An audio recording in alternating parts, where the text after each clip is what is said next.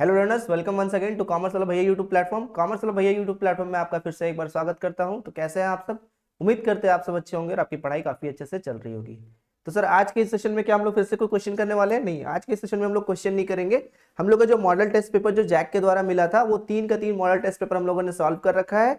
और फिलहाल आगे हम लोग क्या करेंगे, कोर्स को आगे बढ़ाएंगे। मतलब कि जैसा कि हम लोग वीडियो का लेक्चर लेकर के आ रहे थे, उस लेक्चर को आगे बढ़ाते हुए आज हम लोग कुछ आगे का जो नया नया टॉपिक है उसको पढ़ना स्टार्ट करेंगे। ठीक है, चलिए एक बार फिर से आपका स्वागत है कॉमर्स वाला भैया बाई एनडब्ल्यूबी में। अगर चैनल में नए हैं तो अभी चैनल को सब्सक्राइब कर लीजिए, बेल आइकन को प्रेस कर लीजिए।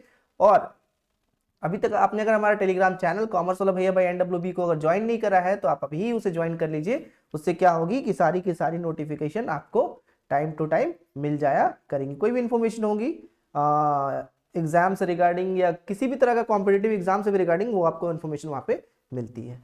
तो आज हम लोग क्या क्या पढ़ेंगे, तो आज हम लोग के क्लास में हम लोग पढ़ेंगे नॉर्मेटिव पढ़ेंगे, पॉजिटिव पढ़ेंगे, माइक्रो पढ़ेंगे, मैक्रो पढ़ेंगे।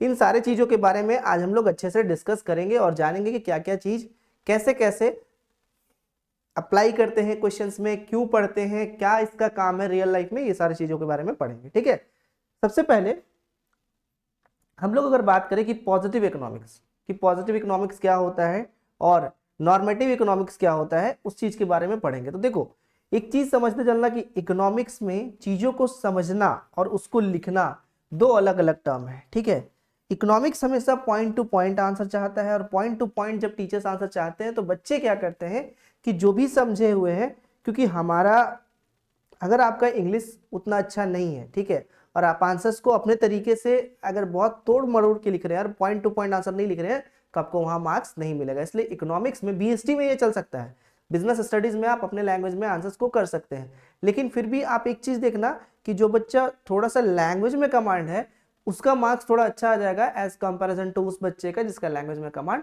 ना हो। इसलिए बुक को पढ़ना बहुत जरूरी, मतलब जो भी नोट्स यहाँ से प्रोवाइड किया जा रहा है उसको पढ़ना जरूरी है। ठीक है, तो सबसे पहले the positive economics describe the economy as it is, मतलब जैसे है उसको वैसे ही वो डिस्क्राइब कर देना, एज इट इज बता देना। How the economic problems are actually solve, मतलब बताना कि कैसे इकोनॉमिक प्रॉब्लम को एक्चुअली में सॉल्व किया जा सकता है। ये बेस्ड होता है किस चीज पे, तो डेटा पे, फैक्ट्स पे, और इट कैन बी वेरीफाइड, क्योंकि कोई भी चीज जब डेटा के आधार पे, फैक्ट्स के आधार पे बात किया जाता है तो वो वेरीफाइएबल होता है। फॉर एग्जाम्पल, जैसे कि हम बोले कि 1 से लेकर के 10 तक का जोड़ कितना होता है, 55 होता है। सम ऑफ 1 to 10 कितना हो जाएगा, 55 हो जाएगा। तो सर, क्या ये पॉजिटिव डेटा है या नॉर्मेटिव इकोनॉमिक्स है? तो पॉजिटिव इकोनॉमिक्स ये इसीलिए है, ये एक्चुअली में पॉजिटिव इकोनॉमिक्स है ये इसलिए है क्योंकि हम लोग फैक्ट्स पे बेसिस पे बात किए हैं, प्लस यहाँ पे हमारे पास डेटा है और उस डेटा के जरिए हम लोग इसको वेरीफाई करके चेक कर सकते हैं और जैसा दिया है उसको एज इट इज सॉल्व कर सकते हैं। तो इसी के लिए ये क्या हो जाएगा, पॉजिटिव इकोनॉमिक्स। ठीक है, देखो समझो ध्यान से, इसका एक दो एग्जांपल है। A fall in income will lead to rise in demand for own label supermarket foods. किसी भी चीज का अगर प्राइस गिरता है, जनरली, एक्सेप्शंस का बात नहीं की है, एक्सेप्शंस के बारे में भी हम लोग इलास्टिसिटी में पढ़ेंगे, वहां सारी चीजों के बारे में पढ़ेंगे। जनरली अगर किसी भी चीज का प्राइस घटता है तो हम लोग का उसके प्रति डिमांड बढ़ता है, फैक्ट है। ठीक है, next, if the government raises the taxes on a beer it will lead to fall in the profit of the brewers. जाहिर सी बात है कि अगर अल्कोहल का प्राइस बढ़ता है, बियर का प्राइस बढ़ता है, तो बियर बनाने वाले मतलब बियर में अगर टैक्सेस बढ़ते हैं तो ऑब्वियसली बियर का प्राइस बढ़ गया। तो जब बियर का प्राइस बढ़ गया तो लोग उसका कंजम्पशन कम करने चाहेंगे। मतलब एक ही बात है कि प्राइस यहाँ पे बढ़ रहा है सर, तो डिमांड घट जाएगा। तो प्राइस किस चीज से अफेक्ट होकर बढ़ रहा है, तो ये टैक्सेस से अफेक्ट होकर बढ़ रहा है, जिस कारण यहाँ पे डिमांड कम हो जा रहा है। क्योंकि अल्टीमेटली लोगों को तो प्राइस पे करने से मतलब है, चाहे वो टैक्स के साथ इंक्लूड करके लो या फिर नॉर्मल प्राइस में लो। तो प्राइस जहां बढ़ जाता है वहां डिमांड अल्टीमेटली कम हो जाता है। वही अगर बात करें नॉर्मेटिव इकोनॉमिक्स का, तो ये बताता है और how economy ought to be और how economic problem should be solve, कैसे इकोनॉमिक प्रॉब्लम को सॉल्व किया जा सकता है। जैसे कि मतलब कैसे सॉल्व किया जा सकता है, वो पॉजिटिव में डिस्क्राइब एज इट इज था, यहाँ पे बताता है कैसे कर सकते हैं। Normative economics is based on opinion, values therefore can not be verified with the actual data. अब जैसे कि कभी कभी सुनते हो कि नहीं, अगर जैसे कि एग्जिट पोल का एक एग्जांपल ले लो। एग्जिट पोल में, एग्जिट पोल को कितने बार हमने गलत होते हुए देखा है? ठीक है, एग्जिट पोल जो इलेक्शन के टाइम पे आता है उसको कितने बार गलत होते हुए देखा, क्योंकि वहां पे लोग किस तरीके से बात करते हैं, उन बातों को, वो सब्जेक्टिव टर्म्स होता है क्योंकि वो अपने अकॉर्डिंग बात करते हैं। और अगर उस बात को हम गलत तरीके से समझ ले तो वो दोनों बात मिक्स होकर के क्या हो जाता है, उसको जनरलाइज करना मुश्किल हो जाता है। फिर यहाँ पे जो अगर हम जनरलाइज कर रहे हैं उसको गलत तरीके से जनरलाइज कर लिए तो उसके बाद क्या होता है, डेटा गलत आ जाता है, तो फिर कहीं ना कहीं ये मेजर कर पाना मुश्किल हो पाता है। जैसे एग्जांपल देखिए, pollution is the most serious problem, most serious economic problem. Pollution जो है एक बहुत सीरियस इकोनॉमिक प्रॉब्लम है। क्या इसको हम लोग मेजर कर सकते हैं कि कितना सीरियस इकोनॉमिक प्रॉब्लम है? नहीं सर, सब्जेक्टिव टर्म्स है। अनएम्प्लॉयमेंट, अब देखो ये सब्जेक्टिव क्यों है? अगर एक अनएम्प्लॉयड बंदे से, जो कि मान के चलो एक अनएम्प्लॉयड बंदे नहीं, एक एम्प्लॉय जो एम्प्लॉय कर रहा है, कोई पे काम कर रहा है, ठीक है, और एक बंदा जो फैक्ट्री का ओन कर रहा है, ठीक है, वो फैक्ट्री ओन कर रहा है, क्या उसके लिए पॉल्यूशन मैटर करेगा? नहीं, उसके लिए तो पैसा मैटर करेगा। लेकिन जो आम जनता है उसके लिए पॉल्यूशन मैटर करेगा, तो ये सब्जेक्टिव टर्म्स हो जाता है। Next, unemployment is more harmful than inflation.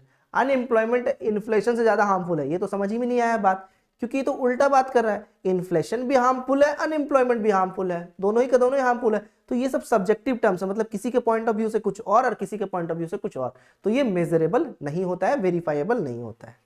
ठीक है, ये हो गया नॉर्मेटिव इकोनॉमिक्स। तो बस दो चीज याद रखेंगे, positive economics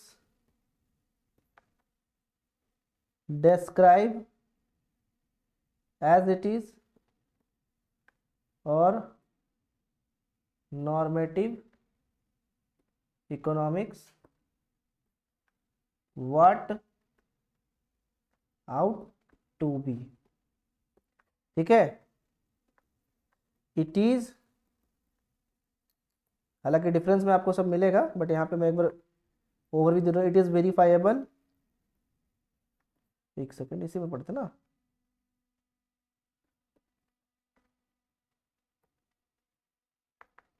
it can be verified, it can not be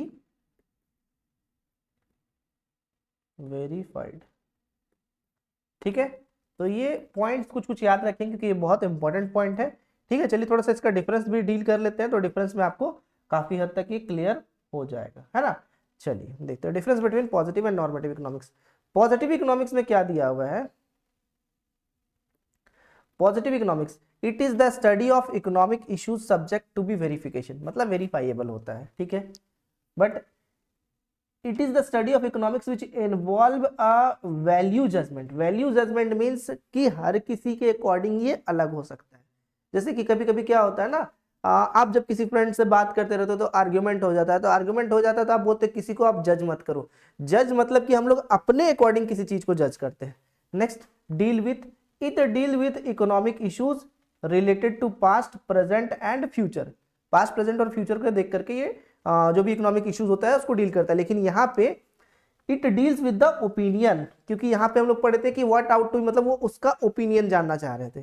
ठीक है, और ये यहाँ पे है क्या आपका, the statement is positive economics represent what was, क्या था, व्हाट इज क्या है, और व्हाट वुड बी क्या होगा। लेकिन नॉर्मेटिव इकोनॉमिक्स में represent what ought to be, क्या होना चाहिए। ठीक है, Here the fact and figures are used to be verify the truth।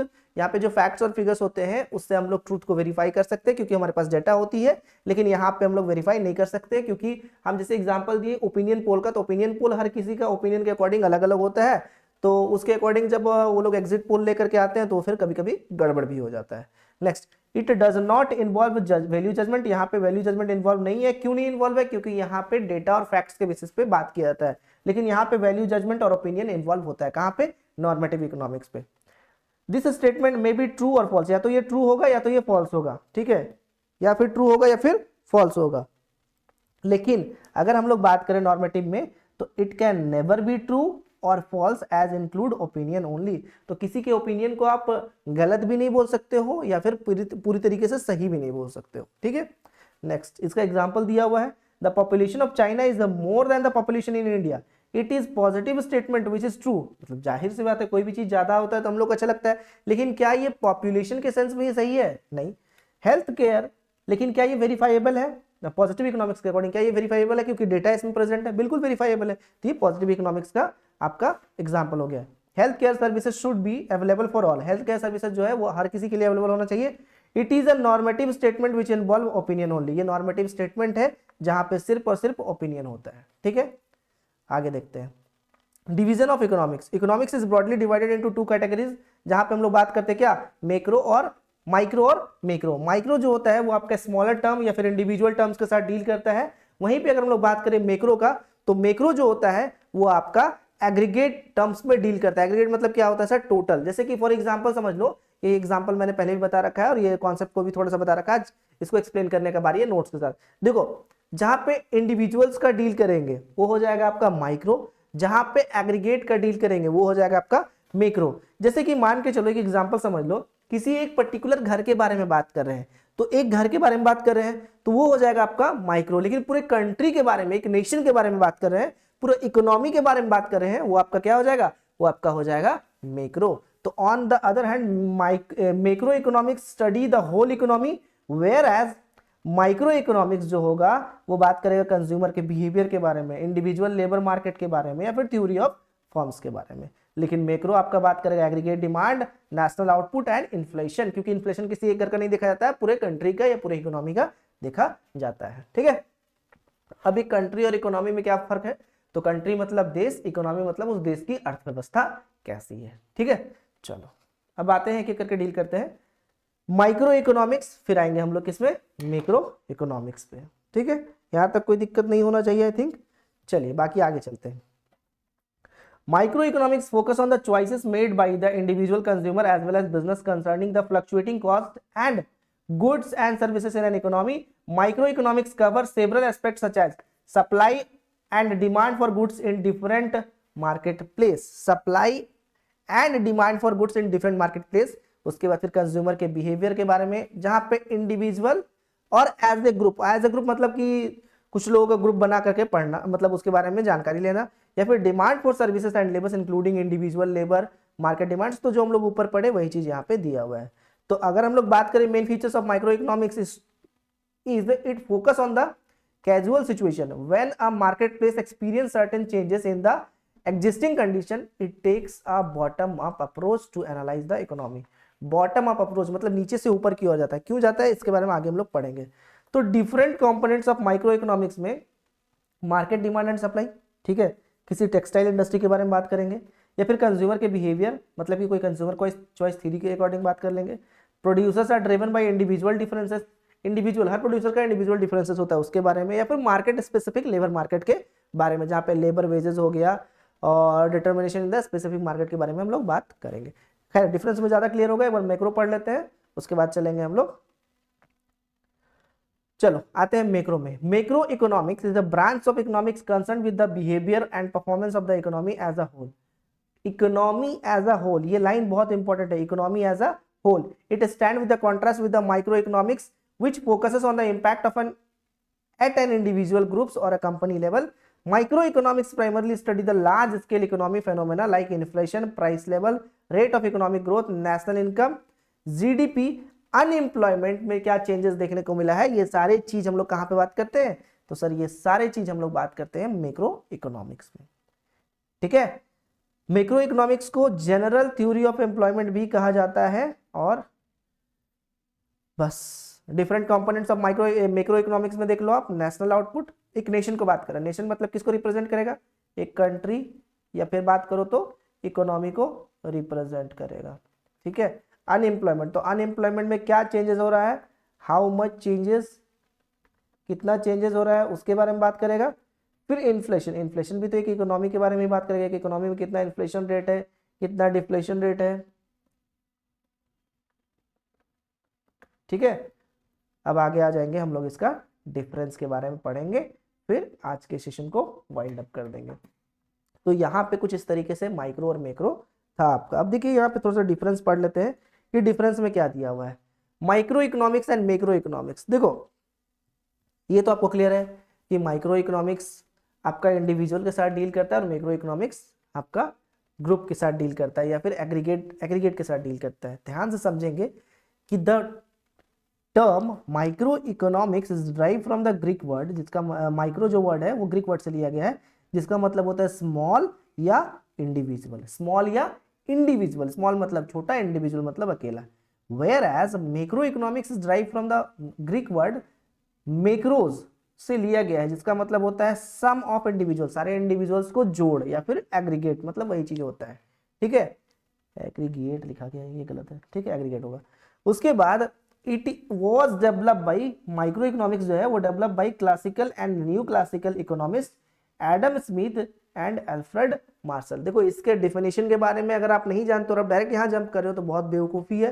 पहले आप फर्स्ट क्लास करो जहाँ पे डेफिनेशंस के बारे में बताया गया है कि कैसे कौन सा डेफिनेशन आया था, किसको कौन क्रिटिसाइज किया था, उसके according. It was develop by the, अगर बात करें मैक्रो इकोनॉमिक्स का, वो किसके द्वारा डेवलप किया गया था, तो जेएम कीन्स के द्वारा। ठीक है,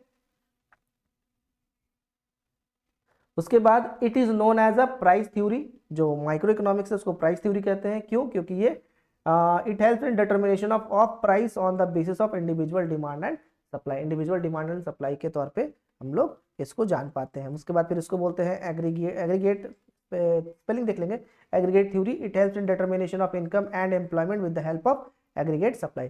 ठीक है, तो यहाँ एग्रीगेट सप्लाई के बारे में हम लोग बात करते हैं। और ये जो बेस्ड होता है, ये होता है बेस्ड होता है फुल एम्प्लॉयमेंट ऑफ रिसोर्सेज, और ये जो बेस्ड होता है less than full employment of the resources.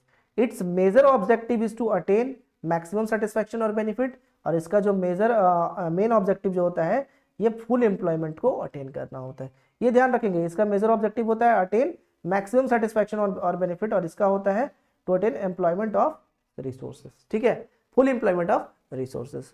तो ये था जी आज के इस सेशन में, जहां पे हम लोगों ने पॉजिटिव, नॉर्मेटिव, माइक्रो, मैक्रो के बारे में पढ़ा।